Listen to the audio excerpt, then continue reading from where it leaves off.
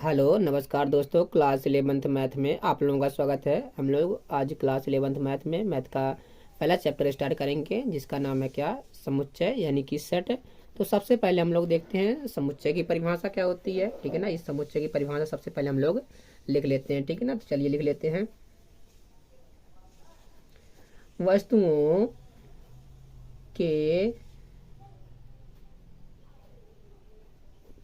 सुपरिभाषित संग्रह को क्या कहते हैं, समुच्चय कहते हैं। ठीक है ना, कैसा संग्रह होना चाहिए, सुपरिभाषित संग्रह होना चाहिए, है ना। सुपरिभाषित संग्रह को समुच्चय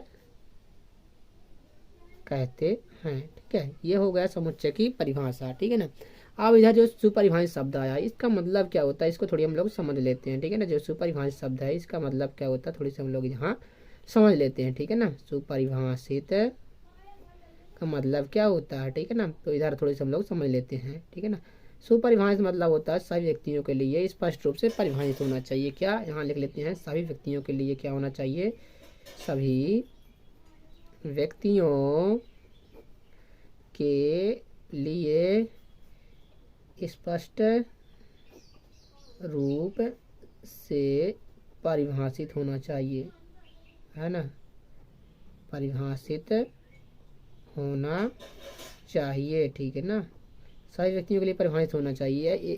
ठीक है, इसको हम लोग दूसरी तरह से कह सकते हैं कि सभी व्यक्तियों के लिए सेम आंसर आना चाहिए। क्या, सभी व्यक्तियों के लिए सेम आंसर। यहाँ हम लोग लिख लेते हैं, सभी व्यक्तियों के लिए सेम आंसर होना चाहिए। कैसा आंसर होना चाहिए, सेम आंसर होना चाहिए। ठीक है ना, होना चाहिए। हम लोग उदाहरण से समझते हैं, उदाहरण से हम लोगों के और समझ में आ जाएगा। ठीक है ना, एकदम क्लियर हो जाएगा। तो चलिए उदाहरण लेते हैं हम इधर इधर हम लोग लेते हैं प्राकृत संख्याओं का संग्रह का उदाहरण लेकर चलते हैं। प्राकृत संख्याओं का संग्रह है। प्राकृत संख्याओं के संग्रह में कौन संख्याएं आती हैं, कौन संख्याएं आती हैं, 1 2 3 4 इस प्रकार की संख्याएं आती हैं। ठीक है ना, प्राकृत संख्याओं के संग्रह में ये सभी व्यक्तियों के लिए क्या है, सेम आंसर आएगा, है ना। हम लोग किसी व्यक्ति से पूछेंगे कि प्राकृत संख्याओं का संग्रह बताओ, तो यही बताएगा, है ना, यानी सभी व्यक्तियों के लिए क्या है, सेम आंसर आएगा ये। ठीक है ना, तो ये क्या है, स्पष्ट रूप से परिभाषित है। तो इसको हम लोग बोलेंगे, ये संग्रह क्या बोलेंगे, ये संग्रह कैसा है, सुपरिभाषित संग्रह है। कैसा संग्रह है ये, सुपरिभाषित है ना, क्योंकि सभी के लिए परिभाषित आ रहा है ना, सब सुपरिभाषित संग्रह है। सुपरिभाषित संग्रह है, तो इसको क्या बोलेंगे, हम लोग समुच्चय बोलेंगे। और समुच्चय को हम लोग किस प्रकार लिखते हैं, चलिए यहाँ लिख लेते हैं। समुच्चय को अपन लोग किस प्रकार लिखते हैं, समुच्चय रूप में अपन देखो, ये प्राकृत संख्याओं को संग्रह है ना, प्राकृत संख्याओं को समुच्चय को हम लोग एन से दर्शाते हैं। ठीक है ना, तो इसको हम लोग यहाँ ऐसे लिख देंगे। देखो यहाँ रख लेते हैं, ये जो सेट है ना, समुच्चयन है, इसके अवयव को हम लोग यहाँ रखेंगे। अवयव की क्या चीज़ है इधर, अवयव है प्राकृत संख्याएं, है ना। अवयव क्या है इधर, प्राकृत संख्याएं, ये अवयव कहलाते हैं। 1 2 3 4 किसके अवयव कहलाएंगे, इस सेट के। ठीक है ना, इस समुच्चय के अवयव कहलाते हैं। और इन अवयवों को हम लोग मंझले कोष्ठक के अंदर रखते हैं। ठीक है ना, कहाँ रखते हैं, मंझले कोष्ठक के अंदर। और इधर कामा लगा के बताते हैं कि ये पहला अवयव है, दूसरा, ये तीसरा, इस प्रकार अवयव। ठीक है ना, कामा लगाकर हम लोग बता देते हैं। ठीक है ना, इसके बाद हम लोग चलते हैं, दूसरा उदाहरण लेते हैं। जैसे हम इधर लेते हैं स्वरों का संग्रह अंग्रेजी अल्फ़ाबेट में। ठीक है ना, अंग्रेजी वर्णमाला में हम लोग स्वरों का संग्रह लेकर चलते हैं। इधर दूसरा उदाहरण है अंग्रेजी वर्णमाला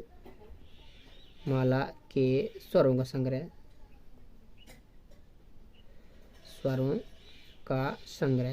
अंग्रेजी वर्णमाला में स्वरों के संग्रह में कौन से अवयव आएंगे, ए ई आई ओ यू, ये है अंग्रेजी वर्णमाला के स्वरों का संग्रह, है ना, अंग्रेजी वर्णमाला के स्वरों का संग्रह है। ठीक है ना, तो इसको हम लोग समुच्चय रूप में किस प्रकार लिखेंगे, देखो समुच्चय रूप ये होता है। ठीक है ना, समुच्चय, यहाँ हम लोग स्वरों के संग्रह को हम लोग भी से दर्शाते हैं समुच्चय को, तो भी एक समुच्चय है ना, सेट है। और यहाँ हम अवयव लिखेंगे भी के, है ना, इस सेट के अवयव क्या है, ए ई आई ओ यू है। ठीक है ना, ये सुपरिभाषित संग्रह है ना, कैसे संग्रह है? सुपरिभाषित। सभी व्यक्तियों के लिए क्या है? सेम आंसर आएगा। आप किसी से पूछेंगे ना कि स्वरों का संग्रह बताओ, अंग्रेजी वर्णमाला के स्वरों का संग्रह, तो यही बताएगा, ठीक है ना। यानी सभी व्यक्तियों के लिए क्या है? ये सेम आंसर आ रहा है ना, कॉमन आंसर आ रहा है इसको, इसलिए हम क्या बोलेंगे? समुच्चय है, ठीक है ना। और ये सभी व्यक्तियों के लिए परिभाषित है, स्पष्ट रूप से परिभाषित है ना, ठीक है। और ये इधर क्या कहलाएगा? भी क्या है? समुच्चय को दर्शाते हैं ना। जब हम लोग समुच्चय दर्शाते हैं तो कैपिटल लेटर में दर्शाते हैं, ठीक है ना। और इसके अवयवों को स्मॉल लेटर में लिखते हैं, ठीक है ना, छोटे अक्षरों में लिखते हैं इसके अवयवों को, और मंझले कोष्ठक के अंदर रखते हैं, इसको ध्यान रखना, ठीक है ना। इसके बाद चलिए हम आगे देखते हैं कि समुच्चय को लिखने या निरूपित करने की विधियाँ कौन कौन सी होती हैं, ठीक है ना। तो यहाँ लिख लेते हैं समुच्चय को लिखने या निरूपित करने की विधियाँ, ठीक है ना। समुच्चय को लिखने या निरूपित करने की विधियाँ कितनी होती हैं? समुच्चय को लिखने या निरूपित करने की विधियाँ कौन कौन सी होती हैं? 2 विधियाँ होती हैं, ठीक है ना, ध्यान रखना। पहली विधि क्या है? रोस्टर रूप, ठीक है ना, रोस्टर, या इसको बोलते हैं सारणीबद्ध रूप। क्या बोलते हैं? रोस्टर या फिर सारणीबद्ध रूप बोलते हैं, ठीक है ना, ध्यान रखना, सारणीबद्ध रूप, ठीक है ना। और दूसरा है, दूसरी विधि कौन सी है? समुच्चय निर्माण विधि। क्या? समुच्चय निर्माण विधि, ठीक है ना, ये दूसरी विधि होती है, समुच्चय निर्माण रूप, ठीक है ना। ये समुच्चय को निरूपित करने की विधियाँ होती हैं 2, ठीक है ना। आप लोग ध्यान रखिए कि समुच्चय को निरूपित करने की विधियाँ कितनी होती हैं? 2 होती हैं, एक तो रोस्टर या सारणीबद्ध। रोस्टर को ही सारणीबद्ध बोलते हैं, आप लोग ध्यान रखिएगा, ठीक है ना। और समुच्चय निर्माण रूप है, ठीक है। चलिए हम लोग इनको समझ लेते हैं, ठीक है, एक एक से समझते हैं। पहले हम लोग समझते हैं रोस्टर रूप, ठीक है ना। रोस्टर रूप क्या होता है? तो जो अभी हम लोग यहाँ इधर सेट लिखे ना, ये सेट क्या है? रोस्टर रूप में लिखा है ना, सारणीबद्ध रूप में लिखा है, सारणी के रूप में लिखा है ना। ये किस रूप में है? रोस्टर रूप में ये है, ठीक है ना, ठीक है। तो हम लोग यहाँ समझ लेते हैं थोड़ी सी और, ठीक है।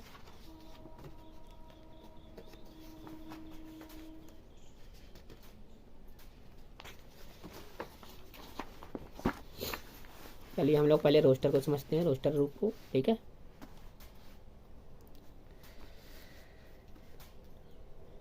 पहला नंबर में हम लोग समझते हैं, ठीक है ना, रोस्टर रूप।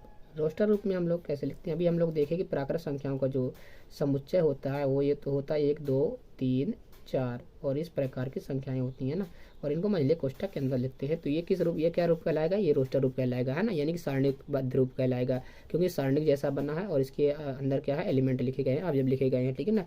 इन अवयवों को हम लोग अवयव बोलते हैं, सदस्य भी बोलते हैं, वस्तु भी बोलते हैं, ठीक है ना, ध्यान रखिएगा। और हम इधर और क्या लिए थे? वोवेल का संग्रह लिए था ना, स्वरों का संग्रह। अंग्रेजी वर्णमाला में स्वरों का संग्रह हम लोग लिए तो क्या आया था? A E I O U, ठीक है ना। ये भी क्या है? रोस्टर रूप में है, ठीक है ना। अब इसके बाद हम लोग एक और एग्जाम्पल देख लेते हैं। जैसे हमारे पास एक वर्ड है, क्या है? स्कूल वर्ड हमारे पास है ना, थोड़ी सी समझ लेते हैं। स्कूल वर्ड है, और इस वर्ड के अक्षरों को हमें क्या बनाना है? अक्षरों का क्या बनाना है? समुच्चय बनाना है। तो कैसे बनाएंगे रोस्टर रूप में? देखो, रोस्टर रूप में बनाएंगे, इसको थोड़ी समझ लेते हैं, ये समझना जरूरी है, ठीक है ना। देखो, जब हम इसे स्कूल वर्ड के हम लोग अक्षरों का समुच्चय बनाएंगे तो क्या आएगा?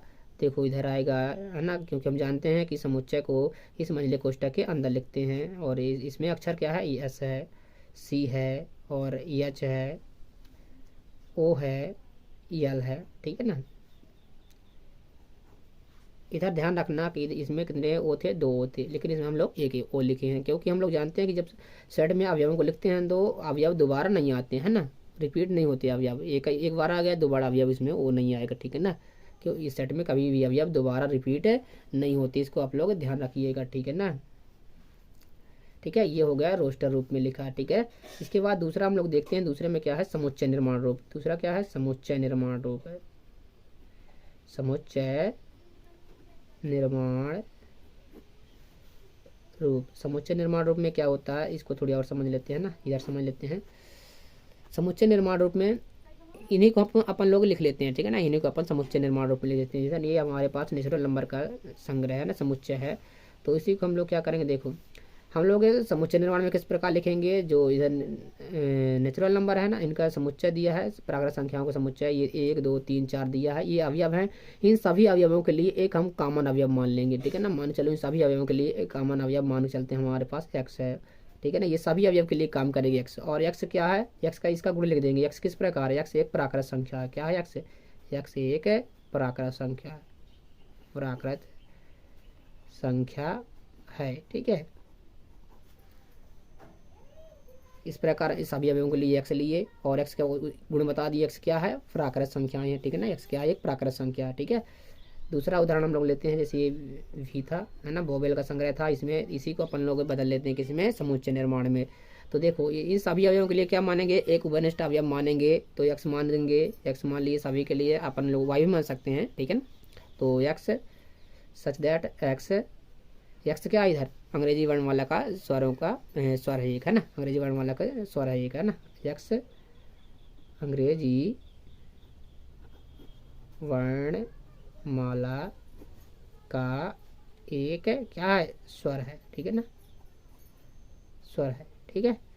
ये बन गया, किस रूप में बन गया, समुच्चय निर्माण रूप में बन गया, ठीक है ना। समुच्चय निर्माण रूप में इस प्रकार हम लोग लिखते हैं, ठीक है ना। सभी अवयवों क्या मान के एक एक उपनिष्ठ अवयव एक्स मान लेंगे, फिर उसका गुण लिखते हैं। एक्स क्या है, अंग्रेजी वर्णमाला का एक स्वर है, तो ये बन गया क्या, समुच्चय निर्माण रूप में, ठीक है ना। ये हम लोग रोस्टर से समुच्चय निर्माण बना लिए। इसको हम लोग जब रोस्टर में लिखेंगे तो ये इस प्रकार आ जाएगा, ठीक है।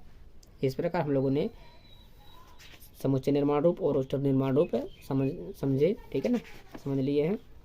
और इधर हम लोग परिभाषा देखे थे समुच्चय की, ठीक है। इसे आप लोग अपनी कॉपी में लिख सकते हैं शुरू से वीडियो रोक करके, ठीक है। ये इसके बाद ये है, ठीक है ना, समुच्चय को लिखने के, ये निरूपित करने की दो विधियाँ होती हैं, ठीक है, ध्यान रखिएगा, ठीक है ना। इसके बाद ये रोस्टर रूप हम लोग लिए थे, ठीक है ना, लिखे थे, ठीक है ना। दो उदाहरण इधर लिए थे रोस्टर के, है ना, और एक ये है ना। इनको आप लोग लिख सकते हैं वीडियो रोक करके, ठीक है ना। और मेरी वीडियो को लाइक सब्सक्राइब जरूर करें दोस्तों, ठीक है। धन्यवाद।